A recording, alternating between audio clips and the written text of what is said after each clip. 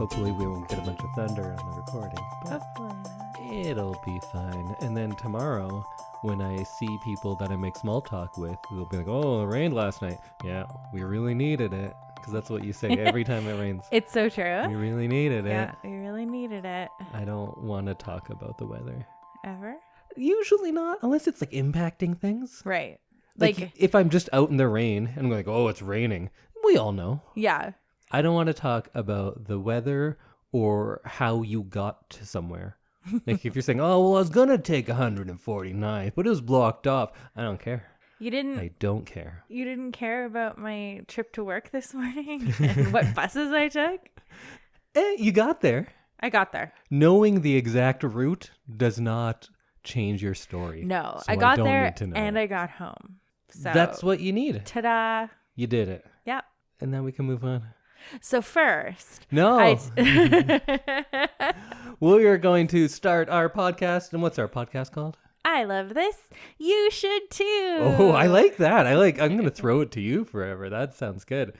My name is Indy Randhawa, and that was my lovely co-host Samantha Randhawa, and she's posing, still not realizing 220 some episodes in that we can't see her. Just imagine me being really cute. She was being really cute. Okay. And we know you have your choice of things to listen to prevent you from ever being left alone with your own thoughts, and we're glad you chose us today. So what are we doing today, Sam? Today is one of our shorter episodes, and it is my week to pick a movie for next week. And we also have 2 spoiler-free things of the week. Fortnite? Yeah, we do this every 2 weeks. Yeah, and But episodes every week. I'm going to wait to reveal what the theme for the next couple movies are, and until I reveal the movie, I think. All right. Well, until then, let's talk about our things of the fortnight. And these ones don't have to be themed, right? Because No. I didn't prepare anything. No, me neither. Awesome. So what's your thing, Sam? My thing of the week is the Netflix TV series Emily in Paris. Oh, what is this? I've heard you talk about it, but I don't think I've ever seen any of it. So it is about a girl named Emily Cooper, who is a Chicago marketing executive and is hired to provide an American perspective at a marketing firm in Paris. And it's kind of a mixture of romantic comedy and drama, as well as just like escapism, because the show is shot beautifully. They make Paris look absolutely beautiful. Emily and her friends wear some of the most incredible clothing I've ever seen, and it's just a really good show to get like lost in. Is it a show where you watch it and you're like, I wish I was doing that. This looks lovely. Yes. So there's a lot of kind of wish fulfillment going on. Yeah. What is the show about? Like, what's the tone? It must be pretty light if that's what they're going for. It's very light. There's some like romantic hijinks. She meets some very good girlfriends who they go on little adventures together. And because she's in marketing, she gets to do some pretty incredible things, including going to Champagne in France, going to Italy. She gets to go to the south of France. So you kind of get to travel along. So it's kind of like a trip to France, all packaged up with the drama and the comedy. So is the show itself good outside of that? Because you're really selling me on how it's going to look great and you can see all these different places and kind of as a travel show. But how about the actual story and plot and acting of it? Yes, I really like the story and the plot. I don't want to give too much away. There's 3 seasons, so they've covered quite a bit of plot over those 3 seasons. But Lily Collins experiences dating. You get relationship problems that people in their 20s have. You get to see her attempt to assimilate into a Paris marketing firm and some of her quirky coworkers. And you get to kind of go along as she feels a bit like a fish out of water and gets to kind of learn that America isn't like the center of the world. As much as they'd have you believe that. Yeah. Does she get to date any hunky Frenchmen? Yes.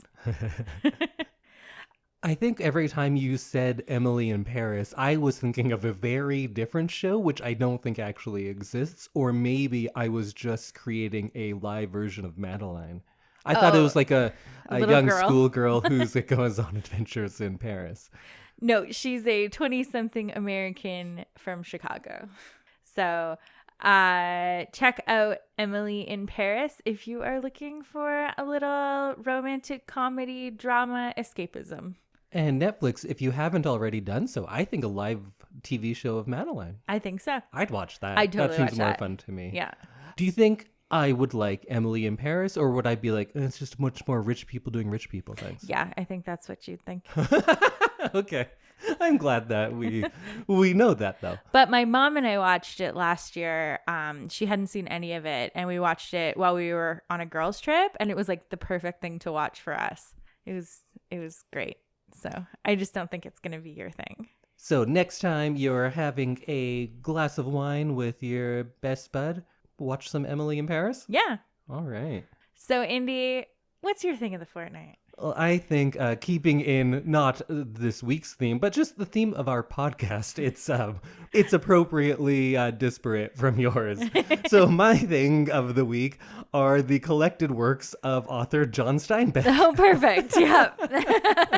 I was like, as soon as you said it was going to be opposite, I was like, oh, it's going to be like dark, depressing books, isn't it? No, but it is definitely not yay rich people books. Okay. So if you don't know, John Steinbeck was born in 1902 and died in 1968. He was an American writer, a novelist, but other things as well. He won the Nobel Prize in Literature in 1962. He wrote 33 books, 16 novels, some nonfiction, collections of short stories, and I just read them all. Oh. So I haven't read every one of his nonfiction ones. I gave some of those a pass because I don't like that nearly as much. I read half of his nonfiction and then all of his fiction. And he is a socialist, and that comes up a lot in his works. And that was kind of the stuff I knew about him before I did my big deep dive. I knew Grapes of Wrath, The Mice and Men, kind of the big ones that I read in university. But I didn't know how good his other stuff was. So, of course, I like that kind of stuff because I'm me. But when he gets away from those themes, there's still a similar pathos through everything, but it's not nearly as direct. That stuff was all brilliant as well. And he got harassed by the FBI a lot because J. Edgar Hoover's a piece of shit. They would just kind of pick on anyone that they thought was a communist. So Right. That was him. So I'm not going to go over everything he wrote because that would be a long time. And I did that with Vonnegut, but I did it over 3 episodes, so it was a little bit easier. Right. So I'm just going to talk briefly about a few select ones, some of my favorites or some that were kind of the standouts in one way or another. So first, let's talk The Pastures of Heaven. This is from 1932, and it's a collection of short stories, but it kind of is a novel almost as well, because each chapter is a new story with new people in it, but they're all taking place at the same time, more or less, and in the same town, more or less. The first few chapters are kind of like a prologue, and it's almost the history of the founding of this town, and they cover hundreds of years. And I didn't think that they were linked other than the location, but then each story kind of was involving a younger person who is essentially being ruined by institutions in one way or another. Oh.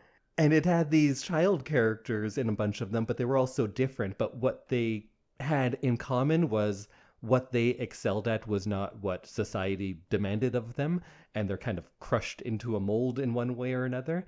And it's almost about celebrating kids for what kids are good at and realizing that people learn in different ways and have different values to society. And it's doing all of these things that I learn about in my university education when I was learning about being a teacher. All of those educational practices are being talked about now, but he's talking about this in the 1930s. So that was pretty awesome. And it's bookended by these intergenerational stories, and they show not only the change in this particular community over time, but how society as a whole has changed over the the epic time of this book of short stories and how expectations one generation puts upon the other that follows it are changing over time, and how that changes the actual land and the community and probably American society altogether. So that's The Pastures of Heaven, 1932. I thought it was pretty awesome. And it's one of his really early ones, but it seems thematically very similar to some of his late work, I thought. Oh, so how old would he have been when he wrote that? That one was when he was 30. Oh, wow. Okay. Next, there was this one called In Dubious Battle, which is not, I think, all that well known, but I thought it was fantastic. It's this powerful novel that delves into themes of social injustice, labor movements, and just the human struggle for dignity and equality. So he took a lot of real life inspiration from agricultural strikes that were going on in California at the time, because he's a guy who's writing through the Great Depression and living through the Great Depression. Mm-hmm. He was living on a farm, and things weren't great, so he wrote about that. So this one shines a light on exploitation of laborers by powerful landowners and corruption that is throughout the system. And it's kind of like a historical document because it's talking about things happening right then, but it's also like so applicable now, which is kind of painful when you're like, we're like 100 years later, same No shit's better. still going on. Yeah. And of course, because he's Steinbeck, all of those themes extrapolate out into the human condition, and the novel presents this wide array of characters who are driven by different motivations, from being idealistic, passionate labor organizers to people who are desperate and impoverished and just trying to make it through to the next day. I know when you were talking about things like your historical fiction shows or Game of Thrones, you always love the palace intrigue and the talking behind the scenes and the manipulating. I often didn't love it in those, but I really liked it in this, and it's doing a very similar thing, but rather than people scheming about how they're going to be queen, it's the interworkings of these very ordinary people who are trying to organize a strike on an apple orchard. Oh. But it's all this talking behind the scenes, and it's just this one strike. That's kind of what the whole novel's about. But he manages to make it just very interesting through all of these different characters. Then he did Of Mice and Men in 1937. You know, it's so famous. I don't have much to add. It's worth reading. Overall, the social commentary and what it says about innocence and how people are corrupted. It's all very heartbreaking and very well done. So go read that if you didn't have to in high school already. He did The Grapes of Wrath, regarded as one of the greatest novels of all time by many. Again, super famous. It doesn't need me to talk about it. It won the Pulitzer. It won the National Book Award. I don't think it's his best book, but I do think it does the best job of capturing all of the themes of that kind of first half of his career all in one place. So if you want one Steinbeck novel that gets you all of that Americana, all the social commentary, but also this epic scope, that's probably a good one to go with. But I think I liked East of Eden, his epic, and I mean epic, just giant book from 1952, even more. I think one of the things I liked about it best was because it's so long, it takes the first half of the novel, which is kind of the length of two regular novels, just to set things up. And not that it's setting up characters or even events that are just going to pay off in the later second half, although it kind of does that as well. It sets up a way of thinking. It sets you into this world, and a world that's essentially the one that we can still recognize today, and it doesn't really challenge much of your way at thinking in the first half, in the giant first half, but it does just a little bit, and it makes you kind of exist in this world and kind of accept all of these things as, yes, this is the world. I've been in it for so long, nothing here seems strange to me. And then when things start to change, when progress is being made in the second half of the book, or even if it's just something as similar as the same themes being treated differently, we go through this new generation, because it takes place over generations. We go through that generation's growth and the change of their way of thinking. And at first it's kind of jarring to you, but then you realize that you're like agreeing with things more in the second half. If you are, you know, a socially conscious person in our lifetime, you should be agreeing with things at least. Yes. And you question then, why did you go along with those things in the first half? And it presents you with similar sides of similar ideas, and it presents them all as equally valid. And then you just kind of have to sit in all of this thinking and question your own morality and your own way of thinking. And it may be presenting similar things slightly differently. And you know what? I think I'm just getting so cerebral that it doesn't make any sense. Okay. But at the end, you just kind of question the very nature of good and evil and which one you are. I know I'm talking so abstractly, but it's hard to talk about a novel like that without talking about it for 6 hours. Right. So it's just so well crafted. It's incredibly long, but it's not like there's any filler. He often writes these novellas that are very short, but here he's doing the same thing, but each novella is a chapter. And just like how some novels would make great movies, this would be a 8-season TV show. Oh. And you're going to be like, yeah, that is a full arc that brings you all the way around, but it needs that much time. Right. And it needs to be set at that certain epic length because it just kind of wraps everything up and comments on what it's been doing over generations so wonderfully. I thought it was amazing. Huh. Well, I think I'd watch an 8-season arc of it. I don't know that if you'd love it. Maybe you would. There's a lot of like biblical allegory and stuff too, but it's just so good. I think I might just stop there because I could talk about them all.